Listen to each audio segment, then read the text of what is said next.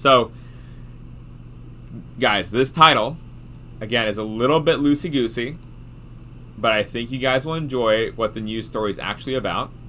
It is about its maturation and circuit integration of transplanted human cortical organoids. Orca, yes, it is a very fancy title. It's in fact a little bit too fancy. So we're going to actually define and break apart what each of these components are in the title, and then actually talk about why this is a really amazing study. Let me just give you all the punchlines so you guys have a reason to stick around. They took human neurons and they transplanted this into a living rat, and they were functional.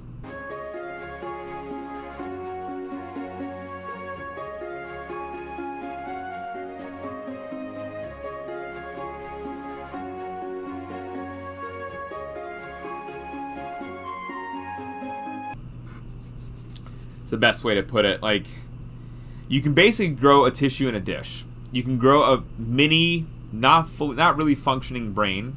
It's not like, it doesn't look like our brain. It's just a mass of tissues that have the neurons and other cell types that would be located, let's say, in a brain. Or there's a heart, or there's a liver. So it's a way to study organ dynamics in a dish. It's a little bit, as you might imagine,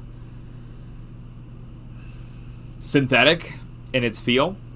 But at the same time, it's a way to study the beginnings of the biology of these organs. So we're first going to define what exactly is an organoid. Question. And then we're going to go into a crazy story. So, okay, where we'll begin on what exactly an organoid is, chat. Because, as Zen pointed out, organoids? It is, as, I don't know if it's Latin or Greek, Zen, organ-like is the direct translation. Let us begin, chat. Organs can grow in a dish. You can, in theory, make any organ of the body. It doesn't look like it in the dish, though. It's a cluster of cells. And it's not like a fully... You can't transplant this that you've grown in the dish. It's not that functional. But it can give you a more fundamental understanding of the organ. There it is. Like, it's just a little batch of cells. They are a little contrived in terms of what all experiments you can do, because they don't necessarily differentiate the same way as like a full tissue would, because they don't have signal from other organs in your body, right? The reason that your heart knows to be a heart, in addition to having the certain genes turned on and off, is that with the neighboring tissues, the signals that it's giving it, right? So there's all these extra things that need to happen. And so it seems like it's kind of a hit or miss technique. It seems like it's good to use in certain instances, and other instances it's not good to use. So it's very, if you end up using it, you have to make sure your scientific question is asked in a way that it's conducive to being used when studying about organoids. I know sometimes folks are quite interested in how to do this kind of biology, and so I don't know, are you guys interested in learning about how to make an organoid? I think it's very interesting fundamental biology to chat about. That we normally wouldn't know about. So it might be kind of neat. And yes, while these look like and sound like minute steps of like, place them at 37 degrees for 8 minutes, put them back to room temperature, you have to do those individual steps, because without those, your processes won't actually end up happening. So you have to, it's like following a recipe for baking or cooking or what have you. You have to follow each of these steps to get the final product to work. This is a kit that you can buy. And you can grow a certain part of brain tissue inside of a dish, which is the cerebellum, a region of the mammalian brain. The growth stages are quite interesting, Zen. So you do start with stem cells, and you form the embryonic body, and then you induce it. You have to induce it to become something. How do I get the organoids to my brain? So, Carlos, for yours, it would be a lot of extra work. You'd have to take your own cells, revert them, and try to get them to a stem cell-like state, and then try to then induce them to go in the neuronal path. It's not as straightforward. Yeah, the planarian has it much easier, Zen, because they just have stem cells all throughout their body, And if you split them, they regenerate, and you don't need to revert any particular cell types, right? So honestly, chat, a lot of this, I mean, the reason I thought this was a neat video is it actually goes through the individual steps and makes it feel, at least to me, a little bit more accessible on how you do it. You have to make a medium or a liquid that allows for these cells to grow in, that it has the right nutrients and signalings for them. And so to make it, you mix a couple of compounds together, and that's their growth media. And there's all the things in there that helps the cells survive. And obviously they're promoting their stuff. Usually for these kinds of things, you want to pre-buy and not make it in-house. Making it in-house makes things cheaper, but these cells can be so sensitive that if you aren't careful, you'd have negative things happening. So like contamination is really, really a big issue in these cell types because they are so sensitive. So you want to be careful with them. PBS, it's the most common washing liquid that you would use. So washing liquid to switch out things. It's a very stable. It's like a nice, slightly acidic pH, but ever so slightly. It's like a pH of 6.7. And cells of all different animals just seem to do a little bit better in it than straight water. It's also like salt balance too. This is, I think, a nice summary then to see. So you start with embryonic stem cells, Skip, and then you can make them divide into these neurons, and they're not the same because they don't have all the other cell types in the brain, but it's just like one concentrated type of cell, and you can ask questions on how do they signal, what is their biology like, and how do these things work, which I think is really cool. Basically, they're saying at day 40, you're now starting to get the morphology of what it would look like in a cerebellum. With these different cell types, they're expressing different markers or different genes that are important to delineate those different cell types. And so that's how you can grow. That's how you know that you actually have cerebellum-like tissue growing in the dish. Okay, so let's get into the crux of the news story. So this is the next step, right? So instead of growing the organoid in a dish like we were just looking at in the previous video, now it can grow in a brain, like of an animal, which is of a different animal than the original host. In vitro is in the dish, in vivo is in the animal. So within the animal for vivo, vitro within a dish. In vivo controlled, to a point, Zen, there's only so many controls you can add in, especially when you're in vivo, but any animal model, you're always going to have different levels of control that you can have. Like if you're putting in the cells, you want to make sure you put them in the same way every time. Predicting that they make the same neuronal connections every time in the same way is probably a little bit wishful thinking.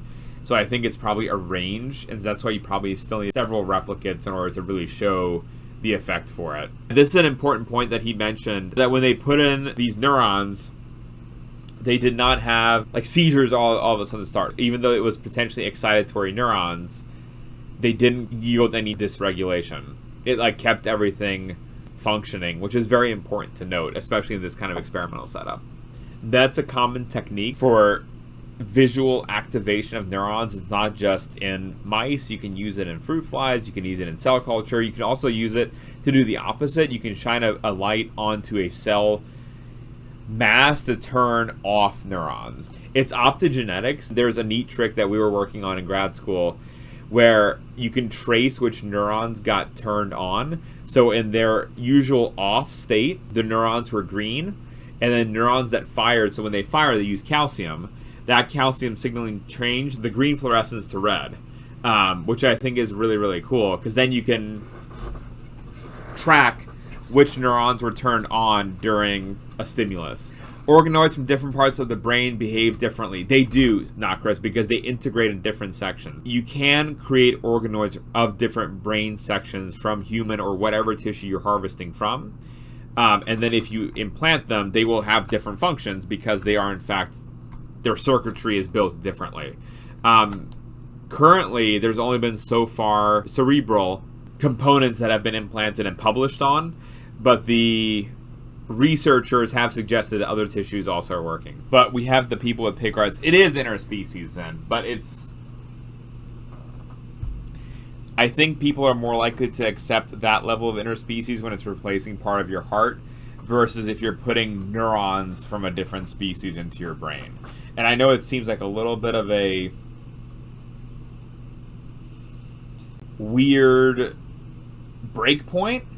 But I think Zen, even getting people used to the idea of putting like pig tissue in you was hard, except for like, well, it's cheap and you'll live.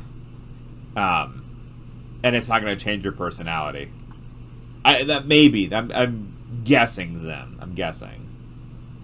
Cliff says, so they observed that the neurons are better organized, but how did they know this is an effect of neuronal signals and not growth factors in the neighboring rat tissue? So Cliff, they took out the samples as well. They did RNA sequencing on it, and so they found that there was changes in the level of certain like neuronal genes. So these genes only get turned on and off if there is changes in neuronal signaling, and not necessarily, there weren't growth factor related genes. So it was all through the sequencing. So they did sequencing on both the dish-grown ones and then the rat-grown ones, and they did that comparison. And they also did with the dish ones with and without growth factor, because they can actually replicate the growth factors that you'd have in the actual brain structure. So they did those RNA sequencing comparisons, and they found that there was neuronal signaling effector differences with what genes were changing. It's a little bit... It's not like a straightforward argument of how that experiment works, but when they did the subtraction, the data seemed convincing to me. But again, it's not my necessarily field of expertise, but it again made sense with like the sequencing data they had. So you're actually getting the rat-human neuron interface in this brain sample, which is remarkable, chat. I think it's really, really cool, and I really enjoy how he explains these things. It's like very straightforward, and I think it's super cool to learn about. Imagine using this to replace, yeah, exactly, dances, right? It's a long way away from it, right? If you could, because one of the hang-ups with organoids is that if they don't get all the signals that they need within the dish from the neighboring cells, because you don't have neighboring cells. And then when you transplant them, I know there's also some issues of how to get them to stop growing and growing in the appropriate level. But yeah, like you said, there's definitely a roadmap to it. Yeah. So it's a lot of extra work, but I think it's definitely leading to something very, very exciting. It's an organ-like structure you can grow in a dish. So you can grow these brain-like structures, cerebellar organoids, and then put them into rats, and they'll actually integrate with the rat brain, and they'll work. And so they can study problems with human neurons without actually having to use a human to do it.